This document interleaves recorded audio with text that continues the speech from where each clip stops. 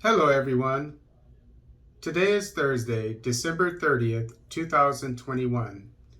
Uhuru Blinken hold talks on Ethiopia, Somalia. This article is taken from AFP, which is a French newspaper, I believe. Kenya's President Uhuru Kenyatta and U.S. Secretary of State Antony J. Blinken on Tuesday held talks with peace in Ethiopia and Somalia topping the agenda. State Department spokesperson Ned Price said the telephone talks between the two leaders centered on regional security issues of mutual interest, including the situations in Ethiopia and Somalia.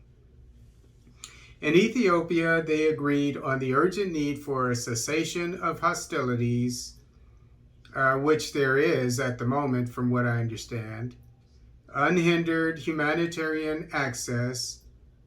When there's war, there's usually going to be a hindrance, but the Ethiopian government just announced has just itself transported aid and food to the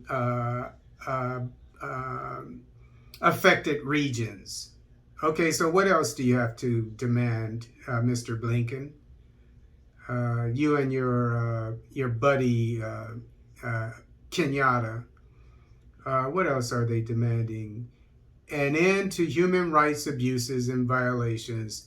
They are not fighting each other at the moment, so there aren't any human rights abuses and violations. So what in the hell are you talking about?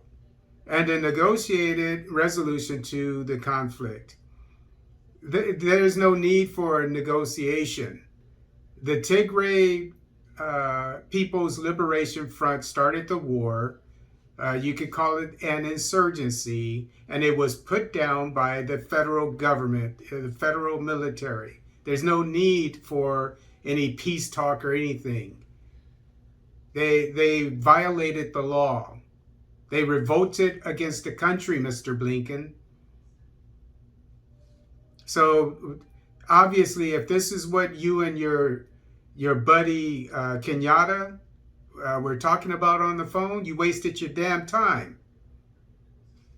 The secretary expressed the strong support of the United States for the mediation efforts of President Kenyatta and AU Special Envoy for the Horn of Africa, Olusegun Obasanjo. On Somalia, the secretary underscored the importance of Somalia's national and federal member state leaders, concluding parliamentary and presidential elections immediately and free from irregularities that would jeopardize the credibility of the outcome at a price. The secretary noted the U.S. opposition to the attempted suspension of Prime Minister Roble, and they agreed that all parties should refrain from escalatory actions and statements, he said. And this is in reference to the president of Somalia basically firing the prime minister. And he claimed that he was attempting a coup on his government. I didn't report on that. I apologize. It did cross my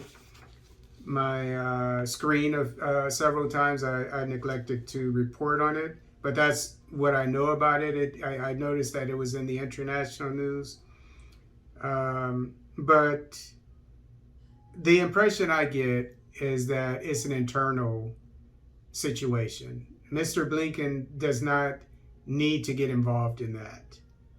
With more, he sacked his or fired his prime minister because he said that he was attempting a coup.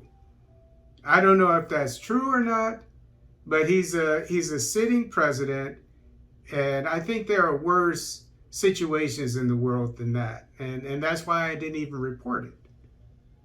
I mean, Mr. Blinken, you should take your hindsight over to Cameroon and find out why 47 opposition members are being jailed there by the dictator of 40 years, the sellout Paul Biya. That's where you should be.